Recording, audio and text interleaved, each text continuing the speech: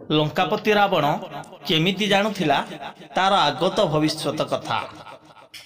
ଲଙ୍କାପତି ରାବଣ କେତେ ବର୍ଷ ଧରି ଭଗବାନ ବ୍ରହ୍ମାକୁ ତପସ୍ୟା କରୁଥିଲା।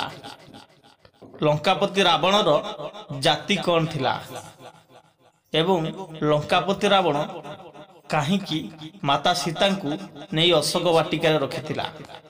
ଦର୍ଶକ ବନ୍ଧୁ, ମୁଁ ପବିତ୍ର ସ୍ୱାଗତ କରୁଛି ଆଜିର ଏକ ନୂଆ ଅଧ୍ୟାୟକୁ। ଦର୍ଶକ ବନ୍ଧୁ, ଯଦି ଭିଡ଼ିଓଟି ଭଲ ଲାଗେ ଭିଡ଼ିଓ ଗୋଟେ ଲାଇକ୍ କରି ଚ୍ୟାନେଲକୁ ନିଶ୍ଚୟ ଭାବରେ ସବସ୍କ୍ରାଇବ୍ କରିଦେବେ ଏବଂ କମେଣ୍ଟରେ ଜୟ ଶ୍ରୀରାମ ବୋଲି ନିହାତି ଲିଖିଦେବେ। ତ ଚାଲନ୍ତୁ ଭିଡ଼ିଓକୁ ଷ୍ଟାର୍ଟ କରିବା। ଦର୍ଶକ ବନ୍ଧୁ, ରାବଣ ଥିଲା ତ୍ରିପୁର ବିଜୟୀ। ରାବଣ ବହୁ ବର୍ଷ ଧରି ତପସ୍ୟା କରି ଭଗବାନ ବ୍ରହ୍ମାଙ୍କଠୁ ଅମରତ୍ୱ ବର ହାସଲ କରିଥିଲା, ଯାହାକି 56 ଗଣ୍ଡା ଯୁଗକୁ। ଗଣ୍ଡାଟା 4ଟା ହେଲେ 56 ଗଣ୍ଡା ଯୁଗକୁ ରାବଣ ବର ମାଗିଥିଲା। 56 ଗଣ୍ଡା କହିଲେ 224ଟା ଯୁଗ। ତ ଦର୍ଶକ ବନ୍ଧୁ, ଏତେ ଯୁଗକୁ ବର ମାଗିଥିଲା, ହେଲେ ନରବାନରକୁ ବର ମାଗିନଥିଲା। କାରଣ ସେ ନରବାନର କେଉଁ ଖାଦ୍ୟ ରୂପରେ ଖାଉଥିଲା। ଯେହେତୁ ନରବାନର ତାର କୌଣସି କ୍ଷତି କରିପାରିବେ ନାହିଁ, ସେଥିପାଇଁ ସେ ନରବାନରକୁ ବର ମାଗିନଥିଲା। ସେହି ନର ରୂପରେ ହିଁ ଭଗବାନ ନାରାୟଣ ଅବତାର ଗ୍ରହଣ କରି ରାବଣକୁ ବଧ କରିଥିଲେ। ସେ ବଧ ହେବ ବୋଲି ଆଗରୁ ମଧ୍ୟ ଜାଣିଥିଲା। କିନ୍ତୁ ଦର୍ଶକ ବନ୍ଧୁ, ରାବଣ କାହିଁକି ଜନ୍ମ ହୋଇଥିଲା, ଆସନ୍ତୁ ସେ ବିଷୟରେ ଜାଣିବା। ପ୍ରଥମେ ଦର୍ଶକ ବନ୍ଧୁ, ଭଗବାନ ନାରାୟଣଙ୍କର ଦ୍ୱାରପାଳ ଥିଲେ ଜୟ ବିଜୟ, ସେ ଦୁଇ ଭାଇ। ସେଠିକୁ ଦିନେ ଏକ କୁନି କୁନି ମୁନି ଋଷିମାନେ ଭଗବାନ ନାରାୟଣକୁ ଦର୍ଶନ କରିବା ନିମନ୍ତେ ଯାଇଥିଲେ।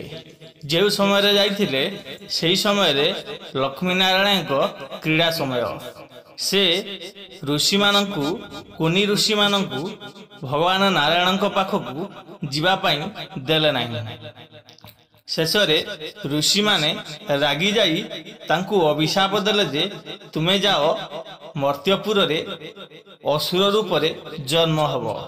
ସେତେବେଳେ ଭଗବାନ ନାରାୟଣଙ୍କ ନିକଟକୁ ଯାଇ ପହଞ୍ଚିଲେ ଏବଂ ନାରାୟଣ କହିଲେ, ତୁମେ ଯେଉଁ ଅଭିଶାପ ଦେଇଛନ୍ତି ମୁଁ ତ ତାକୁ ଫେରାଇ ପାରିବି ନାହିଁ।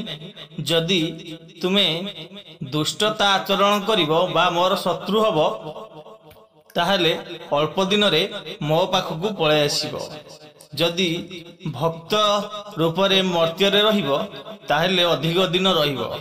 ତ ଜୟ ବିଜୟ କହିଲେ, ନାଇଁ ପ୍ରଭୁ, ଆମ୍ଭେ ଆପଣଙ୍କର ଶତ୍ରୁ ହେବୁ ଏବଂ ଅଳ୍ପ ଦିନରେ ଆପଣଙ୍କ ନିକଟକୁ ପଳାଇ ଆସିବୁ।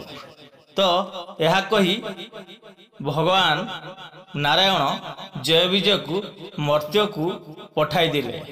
ସେ ରାବଣ ଏବଂ କୁମ୍ଭକର୍ଣ୍ଣ ରୂପରେ ବିଶ୍ରବା ଏବଂ ନିକଷା ଅସୁରୁଣୀଙ୍କ ଗର୍ଭରୁ ଜନ୍ମ ହେଲେ। ତାଙ୍କ ବାପା ଥିଲେ ଜଣେ ବ୍ରାହ୍ମଣ ଏବଂ ତାଙ୍କ ମା ଥିଲେ ଏକ ଅସୁରୁଣୀ, ଯାହାକି ବିଶ୍ରବା ତାଙ୍କ ନାମ।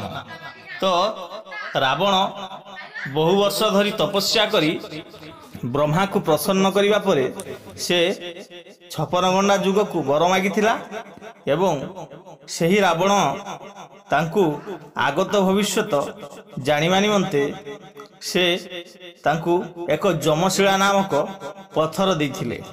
ଯେଉଁ ଯମଶିଳା ପଥର ଉପରେ ରାବଣ ଛିଡ଼ା ହେଲେ ତାର ପିତୃପୁରୁଷଠୁ ଆରମ୍ଭ କରି ଆଗତ ଭବିଷ୍ୟତ ଦେଖିପାରେ। ଦର୍ଶକ ବନ୍ଧୁ, 4 ଯୁଗରେ 8 ଜଣ ଆଗତ ଭବିଷ୍ୟତ କଥା ଜାଣିପାରନ୍ତି। ତ୍ରେତୟା ଏବଂ ଦ୍ୱାପର, କଳି ଏବଂ ସତ୍ୟ। ତ ଏ ତ୍ରେତୟା ଯୁଗରେ ରାବଣ ଏବଂ ମାତା କୈକେୟୀ ଆଗତ ଭବିଷ୍ୟତ ଜାଣିପାରନ୍ତି। ତ ଆପଣମାନେ ଜାଣିଲେ ରାବଣ କେଉଁଭଳି ଭାବରେ ତ୍ରେତୟା ଯୁଗରେ ଆଗତ ଭବିଷ୍ୟତ କଥା ଜାଣିପାରେ। ମାତା କୈକେୟୀଙ୍କର ଯଦି ଆଗତ ଭବିଷ୍ୟତ କେମିତି ଜାଣିପାରନ୍ତି ଜାଣିବା ପାଇଁ ଚାହୁଁଛନ୍ତି, ताहेले वीडियो को लाइक करी चैनल को निश्चय भाव सब्सक्राइब कर देबे। तो दर्शक बंधु रावण से जानी थिला जे से मृत्युवरण करिवो भगवान रामंक शरण से सेथिपाई जाई माता सीता को हरण करिथिला। किंतु आपण माने रामायण निश्चित भाव में पढ़िथिबे एवं शुणिथिबे से माता सीता सहित कौ दिन बलपूर्वक किछि करि नथिला, कारण से तो चाहिथिले माता सीता को अलगा किछि करि पारि थांता किंतु ताकू करि पारि नथिला। किंतु रावण जेहेतु सर्वज्ञ से सब कथा जानुथिला आगत भविष्यत से माता सीतांकर बंध्या दोष मध्य थिला बोली रावण जानिथिला। सेथिपाई से तांकु नै अशोक वाटिकारे रखिथिला। अशोक वाटिकार एक महत्व थिला जे सही वाटिकारे अनेक शुभ कार्य सफल हुए, जेमति कि पाप थिले मध्य पुण्य परिणत होई जाए। माता सीतांकर जो बंध्या दोष थिला रावण जानिथिला जे तांकु अशोक वाटिकारे रखिले माता सीता से बंध्या दोषरु मुक्ति पाइबे, कारण सेथिपाई रावण आगरु जानिथिला। सेथिपाई कि माता सीता को नहीं अशोक वाटिकारे से रखिथिला। एबे जानिबा रावण केउ जातिर। दर्शक बंधु रावण सेमती कहिबाकू गले से असुर कुल एवं ब्राह्मण। ता बापा जेहेतु ऋषि विश्रवा से थिले जने ब्राह्मण एवं ताको माता असुर, किंतु ताको माता असुर हेले मध्य से बापा परिचय अनुसार रावण जने ब्राह्मण अटंती, से पुरोहित अटंती। से मध्य भगवान रामचंद्र जो सेतुबंध राम सेतु प्रतिष्ठा करथिले सेति मध्य भी कथा अछि। जदि आपण माने जानिया पई चाहउछंती त निश्चय भाव में मते कमेंट करंतु। मु नेक्स्ट वीडियोटी सेही टॉपिक रे मध्य नै आसी। तो दर्शक बंधु वीडियोटी टिके एपट सेपट हो जाइछि, किंतु जहा कथा ए जेकोसी कथा आपण मानक मु कहूछि ए सब पुराण तत्व अनुसार ही कहा होछि। जेहेतु एही कथाटी साधारण भाव में आम भारतर 100% रु 90% लोक जानी नथिबे, कारण यह अति गोपनीय एवं गुप्त कथा।